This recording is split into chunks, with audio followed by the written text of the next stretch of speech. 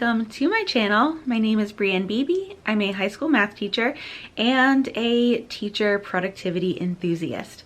I love all things teacher productivity. I even created a course around it called the Teacher Productivity Master Academy.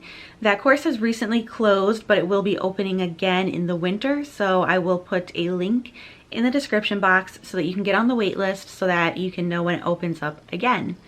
But in preparing for that, I was talking with a lot of different teachers about what their needs were, especially when it came to teacher tasks. Like, what is one task I asked that you wish you didn't have to do because it takes up so much time? And the number one response by far was grading. So I wanted to share some time-saving grading tips in one video just to help you and your other fellow teachers out. So first, let's talk about organizing. When it comes to grading work, it's easy to have piles and piles of paper everywhere. So we want to be organized from the beginning. And there are several ways that you can organize this. There's no one right or wrong way. So I know teachers like to have like the letter trays where each class has its own tray, or sometimes they use like the Stairlight drawers. And that way you have a set designated place for students to turn their work in. That's totally fine. That might be what you want to do. Other teachers like to use folders, so they'll have a folder for every class, and it could be like a manila folder or a pocket folder, whatever makes you happy. And then my personal preference, and you've probably heard this before if you watch any other videos on this channel, I'm obsessed with the holders for hanging files because they are compact and you can keep them right on your desk. I have a lot in my classroom. So I actually use two separate hanging file holders. I don't know what their official name is, like that's what I've been calling them. But I have two in my classroom dedicated just to graded work. And that would be one recommendation, is you want to have two spaces. So you want to have a space for the work coming in to be graded, and then you want to have a space for the work that's going out to be passed back to students. My next tip, you're going to hear this repeated throughout the video, but it's to batch your grading. This is especially important if you have multiple different courses that you're teaching. So what we mean by batching the grading is grade all of one assignment at the same time when you can. So if usually I have at most 2 different class periods of the same course. So if I have like a first period and a second period that are both geometry and I gave a test, I'm grading the geometry test for both periods in one sitting. Now this is just a suggestion. The truth of the matter is that guidance has never scheduled 2 of the same classes for me back to back. So I don't know what that's like to be able to have all the tests done in 2 periods and be able to grade them right away. So I can't quite batch that way, but I do multiple versions of tests and quizzes, and so I will batch and grade all of one version at one time and then grade all of the second version next. So like I said, it's usually for me not going to be for all the classes at the same time. I like to grade things right away, and that's just my personal preference, not necessarily suggesting that, but because I like to grade stuff right away, I don't get to actually batch in quite that way, which is fine. The next tip is for formative assessments. If you want to be able to analyze that data, or if you have questions that are more open-ended where you're not getting like this one right answer. That suggestion is to go through the responses and kind of scan them and make piles and put responses that are similar together in a pile. So I do this mostly with my exit tickets, and it helps me to know, like, if a pile's really thick, I know that this is a serious misconception, or, you know, maybe students really got it and they did really well. Like, that's a possibility too. And then it helps me grade consistently. So if I have a pile where all the responses are very similar, I can kind of put the same comments and mark the same things, whatever it is that I'm marking, the hints. I usually do like circles around what went wrong or underline something, and that's just like a math thing. I know it's probably different for different subject areas, but having those piles set up give me like a full picture of whatever our common errors or misconceptions are. Next, let's talk about grading essays. So I don't have to actually grade essays. We do from time to time have to collect writing samples and we grade them according to a rubric. But if I were to give any kind of advice to teachers that do have to grade essays, it would be to focus on one component. Like maybe don't grade for everything, because I know there's a lot going on there when students are writing. Like, is their idea clear? Are they addressing whatever the prompt was? You know, and then we have spelling, grammar, sentence structure. There's all kinds of crazy things that you could be looking for. So try to pick one thing to focus on and maybe tell your students ahead of time as they're writing, so that you can say, you know, I'm looking for this in this essay in particular, so that they know to, you know, try their best in that one area. And then you're likely going to notice those other areas as well. And you can leave them comments, but maybe don't make it part of what you're grading. And I know that's not a suggestion that would probably work for every single essay. I know when you're talking about like tests and stuff, there's probably rubrics and it gets really complicated because all of those different components are listed there. But as much as you can, try to not grade everything that's going on in an essay. Try to focus on what's really important. And of course, if you notice grammatical errors and spelling errors, point them out, but don't go crazy trying to figure out like, well, what would that grade be if they misspelled this one word? On the same vein, the next tip is don't grade everything. Now, it depends on what your school tells you to do, and I know different schools have different requirements.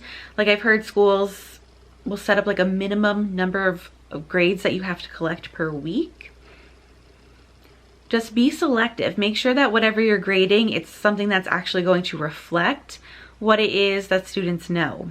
I don't know if this is the same for everyone, but my students in my school, they have this attitude of, if this isn't being graded, then why am I going to bother doing it? Which is so frustrating. So usually if I'm giving them something that's not going to be graded, I don't tell them that it's not going to be graded. Funny thing is, they don't quite pick up on me telling them like, oh, this is getting graded. And usually we end up in a routine where they understand like it's a test, it's a quiz, it's getting graded. As far as like day-to-day assignments go, I don't usually grade them. I'm kind of just collecting data, getting ideas of what we need to go over, and then not reporting anything in the grade book unless I really needed to. But again, it just depends.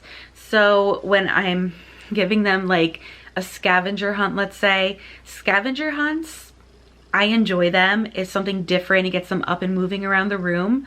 But my pet peeve with them is that they're getting to like essentially a station that has the math problem, and then they're putting their answer down on a recording sheet. So the only thing that I have to grade is that recording sheet.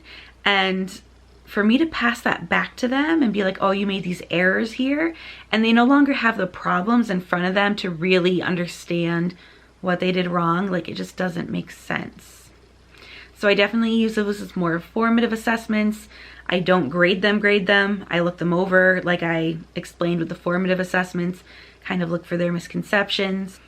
And when my students do catch on that maybe this isn't being graded and they ask, is this being graded? I always say it counts for your participation grade, which is fake. Participation is not something that we count in our grades in my school. We do like this separate rating system on the report cards. So we rate students from needs improvement to exceeds expectations in things like participation. And that's where like we would see the grade. So if they don't do it, they might end up with like a needs improvement rather than meets or exceeds expectations. Now I know one of the banes of our existence is makeup work. And I know sometimes we get forced into having to accept makeup work when really we don't want to. Like, I understand. So when it comes to grading makeup work, I batch that. So I will sit down, usually on Fridays, and grade all the makeup work on Friday. Which means if a student hands something in late to me on Monday, I might not grade it until Friday. And you know what? If it wasn't like this priority for them to get it done on time, it's not going to be a priority for me to grade it right away either. I mean, that seems fair to me. Now, if I have time in the middle of the week and I'm kind of like, what could I really do in like these 5 minutes? I might grade it then. That would be the exception. But I have it like scheduled on Fridays. I'm going to go ahead and just take care of all that makeup work and get it done and graded. And then I'll batch within that batch. So if I have multiples of the same assignment, I'm gonna grade those all together. Like if I have a bunch of homework from geometry and then homework from calculus, I'm gonna do all the geometry homework and then I'll move on to all the calculus. And for my last tip, we're talking about entering grades. So I have to enter my grades onto this school-wide grade and attendance management system that's online. I'm sure that's common everywhere, right? Like, does anyone have anything different at this point? When it comes to entering grades, batch. Don't sit there and add in the grades like after every little thing. That's crazy. I wait till Friday. Usually Friday morning, I'll take all the grades that I collected throughout the week and I'll insert them into the grade book then. What's nice about that is the students and parents, they know to expect it. It's something that I tell them on the first few days of school and that I send home, that the grades will be updated every Friday. We use a program called School Tool. So I say check there on Fridays, it will be up to date. Of course, there are exceptions. Those exceptions will be whenever I grade the makeup work, because it may or may not be around the same time I enter grades. It could be like later in the afternoon on Friday. So I'll update that then. And usually when we have quizzes or tests, you know how students like turn it in and then they immediately want to know what they got? Like, it doesn't get graded automatically. Especially if we're talking about paper, not digital. So they start hounding you with, is it done yet? Is it graded? What did I get? So for those, I will go ahead and put those grades in that day. And that's just so that they leave me alone, to be honest. But also it just helps to give them like quicker feedback just so that they know. It seems to make a difference. So throughout this video, I feel like the elephant in the room was digital grading. In some cases it's easier because a lot of the times it's automatically graded for you. And in other cases it's not, because I feel like I don't get the same data that I do from grading stuff on paper. Like, because I'm not sitting there grading it by hand.